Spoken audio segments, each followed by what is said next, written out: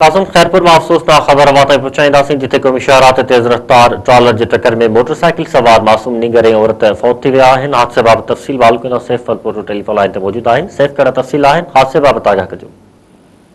जी खैरपुर भरिसां क़ौमी शहरात मंगी झाले वटि तेज़ रफ्तार ट्रालर जो मोटरसाइकिल खे टक्कर लॻो आहे, जंहिंजे नतीजे में हिकु मासूम नींगर ऐं हिकु औरत थॾे ते फौत थी वई आहे। खैरपुर जे इकनॉमिक ज़ोन थाणे जी हद क़ौमी शहरा ते मंगी झाले वटि तेज़ रफ्तार ट्रालर जो मोटरसाइकिल खे टक्कर लॻण जे नतीजे में मोटरसाइकिल सवार जेको दोस्त खानमोहन फलपुर जा रहवासी हुआ, उहा मुस्मात जिया ख़ातून ज़ाल गुलाम सरवर फलपोठो ऐं संदसि मासूम 5 वरनि जो नींगर शहनूर फलपोठो ट्रालर हेठां अची थॾे ते ई चिताइजी फौत थी विया आहिनि। जॾहिं त फौती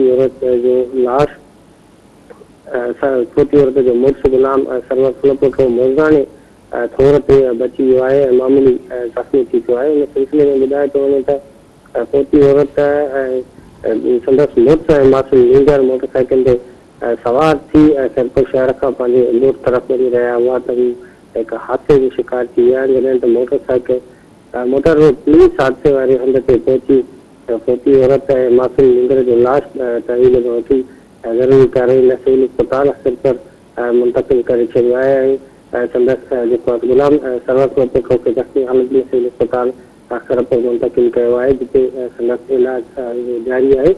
जॾहिं त सिविल अस्पताल सिरपुर मां ज़रूरी कार्रवाई बाद फौती औरत ऐं संदसि मासूम नींगर जो लाश संदसि वारसनि हवाले कयो वियो आहे ऐं जेको लाश संदसि ॻोठ पहुचण ते संदसि घर में कोरामद थी आहे, जॾहिं त इलाइक़े में सख़्तु सोग वारी सूरत हाल छाइजी वई आहे।